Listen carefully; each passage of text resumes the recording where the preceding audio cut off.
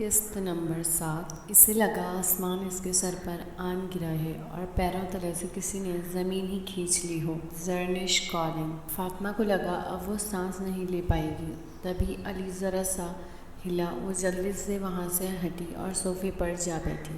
لیکن اب کی بار اس نے زیادہ تاریک کوشی میں بیٹھنا پسند کیا تھا۔ فون بج بج کر خاموش ہو چکا تھا۔ فاطمہ کی آنکھوں میں آنسو چمکنے لگے تھے۔ تھوڑی دیر بعد پھر فون بجا تو اس نے لیٹے لیٹے ہی فون اٹھایا اور خام آلود گمگھیر آواز میں ہیلو کیا آگے سے جواب سننے پر وہ ہڑبڑا کر اٹھ بیٹھا۔ زرنش تم؟ علی کے منہ سے اتنا ہی نکلا تھا۔ وہ کچھ بولتی رہی۔ علی سن سا بیٹھا اس کی باتیں سن رہا تھا۔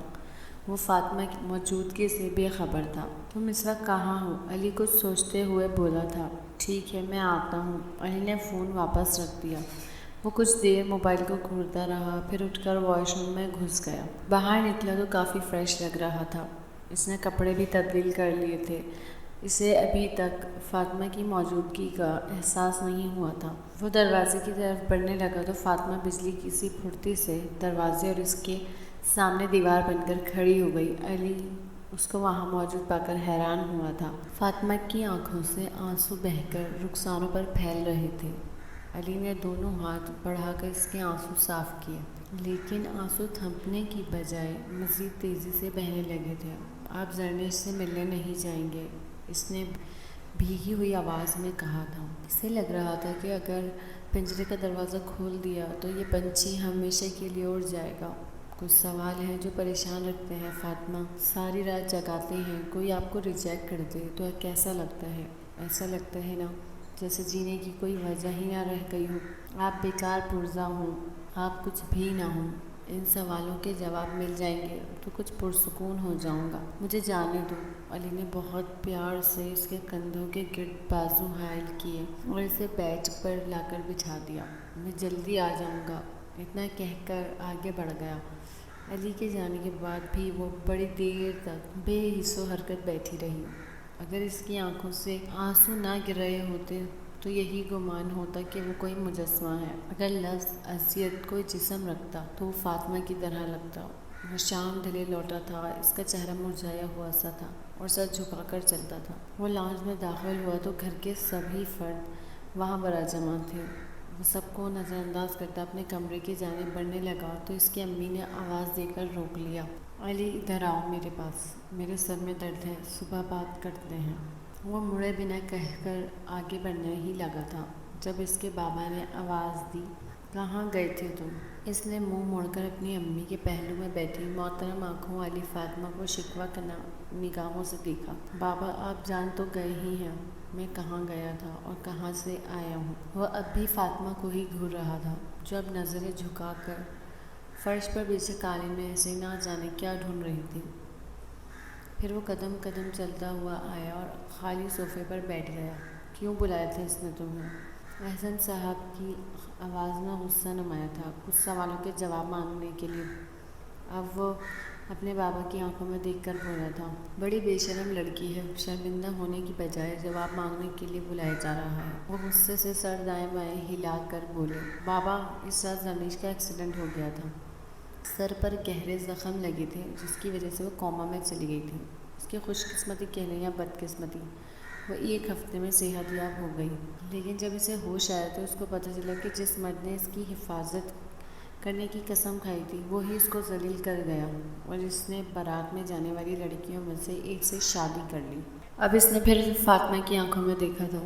فاطمہ کو اس کی آنکھیں لال لگی تھیں، اس کی آواز بھی بھاری ہوتی جا رہی تھی۔ وہ سانس لینے کو رکا تھا جبکہ باقی سب سانس بھی نہیں لے پا رہے تھے۔ بارات کے واپس لوٹ جانے کے بعد اس کے ابو کو ہارٹ اٹیک ہو گیا، لیکن وہ بال بال بچ گئے۔ اس نے مجھ سے یہ پوچھنے کے لیے بلایا تھا کہ کیا مرد کانوں کے اتنے کچے ہوتے ہیں؟ کسی نے کہہ دیا کہ زرنش بھاگ گئی تو تم نے یقین کر لیا؟ تمہیں نہیں پتہ تھا اپنی زرنش کا؟ اس نے یہ بھی پوچھا مجھ سے کہ اب اس کا مستقبل کیا ہوگا۔ میری منکوحہ ہے نا وہ، اس لیے پوچھ رہی تھی کہ اب وہ کدھر جائے۔ ایکسیڈنٹ ہو جانے میں جب اس کی غلطی نہیں تو سزا اسے کیوں ملے؟ اب اس نے پلکیں تیزی سے جھپک کر پلکوں کی باڑ توڑنے کی والے آنسوؤں کو ناکام کیا تھا۔ اب ایک بار پھر وہ اپنے بابا کی طرف متوجہ ہوا تھا۔ بابا آپ تو ہر چیز کا حل چٹکیوں میں ڈھونڈ نکالتے ہیں نا، پلیز اس مسئلے کا بھی کوئی حل نکالیں تو مجھے بتائیے گا۔ وہ اتنا کہہ کر رکا نہیں تھا۔ اس کے جانے کے بعد بھی خاموشی بڑی دیر تک ان کے بیچ رقصا رہی تھی۔ اب کیا ہوگا؟ ساجدہ بیگم نے پوچھا تھا، جس کے جواب میں احسن صاحب واک آؤٹ کر گئے تھے۔ ان کے جانے کے بعد سارا بھی اٹھ گئی تھی اور ساجدہ بیگم بھی اٹھ گئی تھی کہ اب فاطمہ کا سامنا کرنے کی ہمت ان میں نہ تھی۔ احسن ولا پر ایک نئی آزمائش آن پڑی تھی۔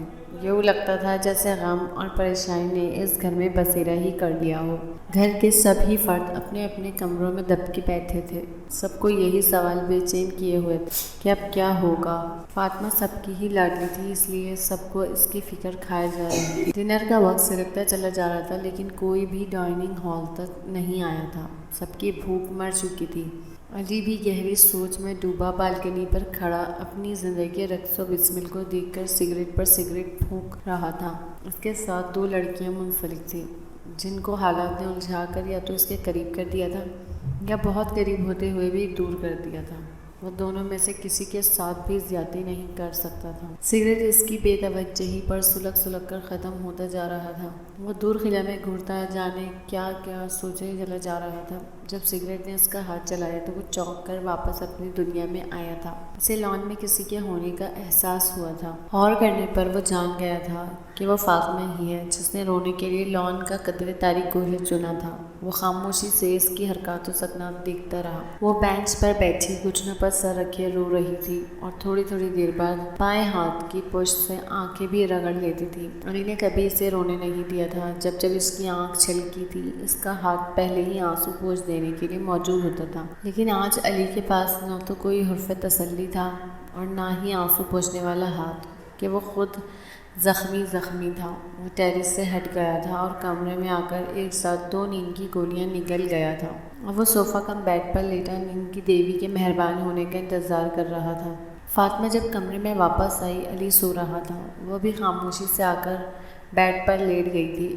فاطمہ کی آنکھ کافی دیر سے کھلی تھی۔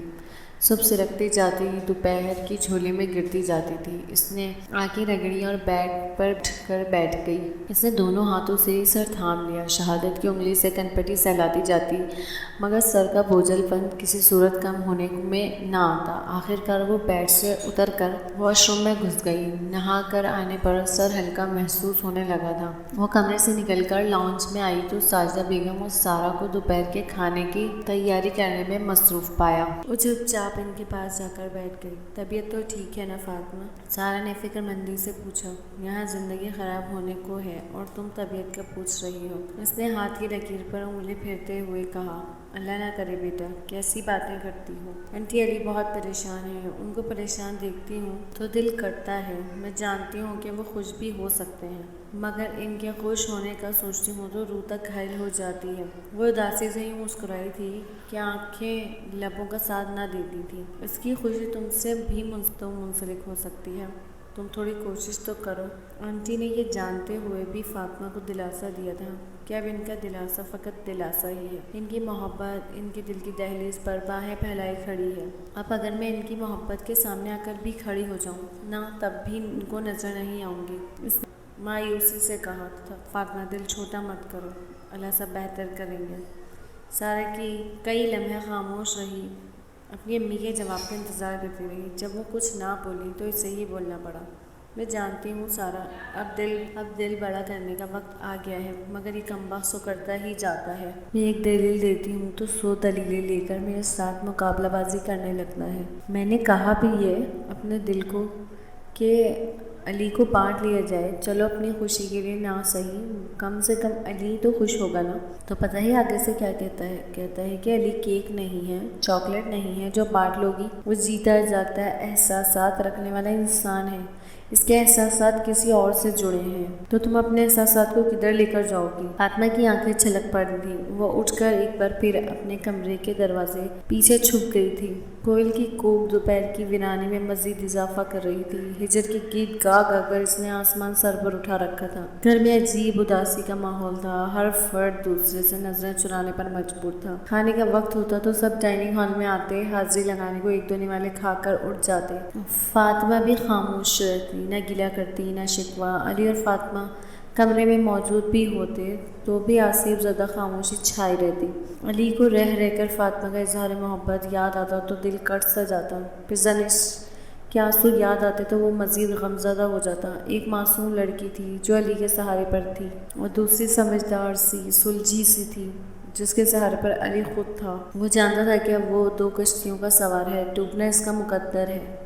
آج ڈوبے یا کل، یہ وقت کو طے کرنا تھا۔ فاطمہ نے بھی چپ سادھ لی تھی کہ وہ علی کو پریشرائز نہیں کرنا چاہتی تھی۔ وہ چاہتی تھی کہ علی فیصلہ سوچ سمجھ کر کر لے، یہ نہ ہو کہ وہ میرے دباؤ میں آ کر ایسا فیصلہ کر لے کہ بس ساری زندگی نہ مجھے معاف کر سکے نہ خود۔ انکل آنٹی بھی مجبور تھے کہ بات علی کی منقوہ کی تھی۔ سب علی کی طرف نظریں جمائے بیٹھے تھے کہ اب اس کا فیصلہ کیا ہوگا۔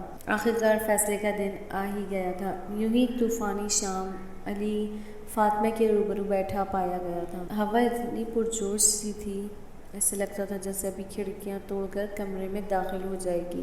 ہر طرف دھول مٹی کا راج تھا۔ فاطمہ، میں چاہتا ہوں کہ زرنش کو رخصت کر کے اس گھر میں لے آؤں۔ تبھی اتنی زور سے بجلی گرجی تھی کہ شاید کسی پر گر ہی پڑی ہو۔ بجلی واقعی گری تھی فاطمہ کے دل پر، یوں کہ اس کا وجود جل کر خاک ہو گیا تھا۔ علی نے اپنی بات جاری رکھی تھی، مجھے امید ہے کہ تمہیں کوئی اعتراض نہیں ہوگا۔ علی نے فاطمہ کا دایاں ہاتھ اپنے دونوں ہاتھوں میں تھام لیا تھا۔ وہ جانتا تھا کہ فاطمہ کو آسمانی بجلی سے بہت ڈر لگتا ہے، اور ایسا اس نے بہت عرصے بعد کیا تھا، شاید صدیوں بعد۔ فاطمہ کی آنکھیں سرخ ہوتی جا رہی تھیں۔ آپ زرنش کو رخصت کر کے لانا چاہتے ہیں تو لے آئیں، لیکن مجھ سے ایسی کوئی امید نہ رکھیں کہ مجھے کوئی اعتراض نہیں ہوگا۔ اعتراض تو مجھے ہے، لیکن میں آپ کے سامنے کروں گی نہیں۔ وہ علی کے ہاتھوں کی پھولی ہوئی رگوں کو تکتے ہوئے بولی تھی، فاطمہ وہ بھی میری ذمہ داری ہے، بالکل اسی طرح جس طرح تم ہو۔ میں اپنی اس ذمہ داری سے آنکھیں نہیں پھیر سکتا۔ وہ فاطمہ کے معصوم سے چہرے کو دیکھ کر چن چن کر ایسے الفاظ کا انتخاب کر رہا تھا جس سے اسے دکھ نہ ہو۔ وہ سب کچھ تو کر سکتا تھا، مگر فاطمہ کو دکھ ہی نہیں کر سکتا تھا۔ بس اب میں تمہیں خوش دیکھنا چاہتا ہوں۔ تمہارا جو بھی فیصلہ ہوگا مجھے منظور ہوگا۔ تم اپنے ہر فیصلے میں مجھے اپنے ساتھ پاؤ گی۔ میں تم پر کسی قسم کا کوئی الزام بھی نہیں آنے دوں گا۔ فاطمہ نے ایک بار پھر سے جھکا سر اٹھا کر علی کی طرف دیکھا۔ میں نے آپ کے ساتھ چنا ہے۔ تم ایک بٹے ہوئے انسان کے ساتھ خوش رہ لو گی، پتہ نہیں، لیکن میں اب اس انسان کو چھوڑ کر خوش نہیں رہ پاؤں گی، فاطمہ نے لب کو چل کر کہا تھا۔ علی نے تعصب سے فاطمہ کی طرف دیکھا۔ ٹھیک ہے، تمہارا یہ فیصلہ مجھے منظور ہے۔ میں کوشش کروں گا کہ تمہیں مجھ سے کوئی شکایت نہ ہو، اور میں تمہاری مرضی کے بغیر تم پر شادی شدہ زندگی کی کوئی ذمہ داری بھی نہیں ڈالوں گا۔ یہ گھر تمہارا ہے، تم یہاں ہنسو کھیلو خوش رہو، مجھ سے، بابا سے، امی سے، سب سے فرمائشیں کرو، اپنی باتیں منواؤ۔ وہ لمحے بھر کو ٹھہرا تھا، پھر آنکھوں میں بڑی آس لے کر بولا تھا، فاطمہ تم میری ایک بات مانو گی؟ فاطمہ نے ایک سیکنڈ کے 1000ویں حصے میں اپنے دماغ میں اس کی متوقع باتیں سوچی تھیں۔ کیا تم اپنی تعلیم مکمل کرو گی؟ سارا کے ساتھ پہلے ہی کی طرح کالج جایا کرو گی؟ بولو مانو گی نا میری بات؟ لیکن میں تو، علی نے اس کی بات مکمل نہ ہونے دی۔ فاطمہ مجھے بہت خوشی ہوگی، یہ سمجھو کہ میرے سر سے آدھا بوجھ اتر جائے گا۔ بولو منظور ہے نا؟ اور میں ہاں کے سوا کوئی لفظ نہیں سنوں گا، علی نے دھون جماتے ہوئے کہا تھا۔ فاطمہ نے سر اسبات میں ہلا دیا تھا۔ علی مسکرا دیا تھا۔ اس نے ہاتھ میں تھاما فاطمہ کا ہاتھ زور سے دبایا تھا۔ تھینک یو سو مچ۔ فاطمہ مسکرا بھی نہ سکی تھی۔ وہ ساری رات آسمان پر بھی بھاری تھی اور فاطمہ کے دل پر بھی، کہ وقفے وقفے سے بجلی چمکتی رہی، آگ لگتی رہی اور وہ جلتی رہی۔